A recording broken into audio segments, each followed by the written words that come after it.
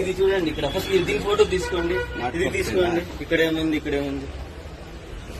Government మందులు Apollo hospital ఎలా వచ్చింది? మీరు చెప్పింది వెళ్ళాలి సార్. కస్టమర్ రిటర్న్ ఇచ్చినాడు సార్. అది చూడండి, మీ తప్పు కాకపోవచ్చు, కానీ సప్లయర్స్ ఎవరు అది ఇంపార్టెంట్ కదా. మాకు అవన్నీ కాదు. ఇప్పుడు మీరు చెప్పేది వినడం లేదు సార్. మీరు చెప్పింది మేము వినడం.